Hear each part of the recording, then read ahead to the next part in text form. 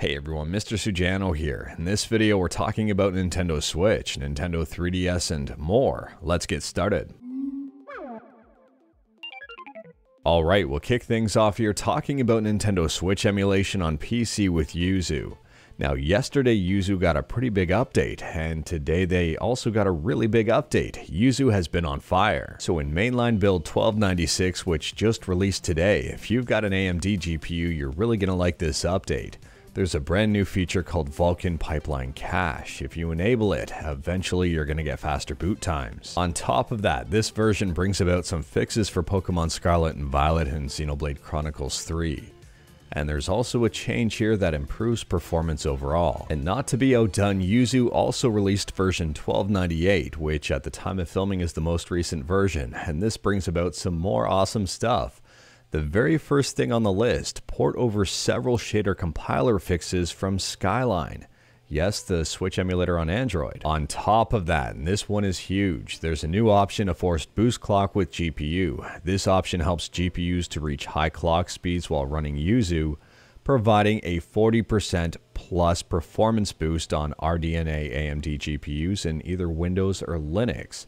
NVIDIA GPUs get about a 5% boost, give or take. So to check this option out within Yuzu, open up your Yuzu configuration menu, go to graphics here and go to advanced, and it should be the very first checkbox, force maximum clocks on Vulkan only. Now there are a couple of notes with this. If you're forcing the maximum clocks on your GPU, chances are it's going to draw a heck of a lot more power. If you're plugged in, that's not really an issue. However, if you're on a handheld device or on a laptop, it's going to drain the battery like crazy. On top of that, if another program is already cranking the clocks, well, you might get some decreased performance and you might have to disable it. Either way here, Yuzu has been absolutely killing it in the last few days, so you might want to go on ahead and pick up the latest version. In most cases, all you have to do is just open Yuzu and let it auto-update. Next up, if you like to use a DS4 on your PC, or possibly some other gamepads using DS4Windows, well, DS4Windows just got a brand new update. So version 3.2.0 just dropped. We've got a whole bunch of bug fixes, some tweaks, and also now support for the Joy-Con charging grip. If you haven't updated DS4Windows in a while, you might want to pick up the latest version. This application has been very active. It's free and it's open source, and I'll drop a link to the GitHub in the description below. Next up, we're talking about the Nuon. If you don't know what the Nuon is, I really don't blame you. It's kind of a niche system that had a very short life cycle, from 2000 to 2004. It should come as absolutely no surprise that yes, there's an emulator for the Nuon, and it's called Nuance, and version 0.6.3 just released. Nuance is free, it's open source, and I'll drop a link to it in the description below in the event that you're interested in checking it out. In this version, we've got a brand new CRT-like shader. Next up, we're talking about yet another gaming leak. There's been a whole bunch of them lately, and the source code for Blood, the 1997 game that's been heavily inspired by Doom, has leaked. If you are curious about reading up more on this, I'll drop a link to the Twitter thread in the description below. It's a very interesting read.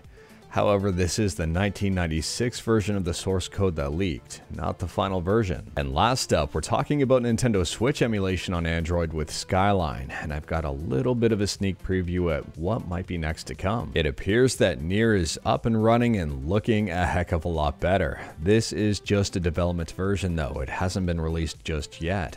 It's not in Skyline Edge, it's not in the mainline build, so stay tuned because I can't wait to see what's next. On top of that, Easy on the Eyes was nice enough to provide some footage of Rocket League up and running on a Snapdragon 8 Gen 1 at just over 15 frames per second. I think it's sitting at 16 to 17 right now. This is amazing. But anyways, that is all I've got for you in this one. Straight to the point, all stuff and no fluff. We talked about a lot today. Let me know your thoughts about absolutely any of it in the comments below. If you like this video, leave a like. If you didn't like this video, leave a like. Hit that subscribe button, check out my other videos. Don't tempt fate, save your state.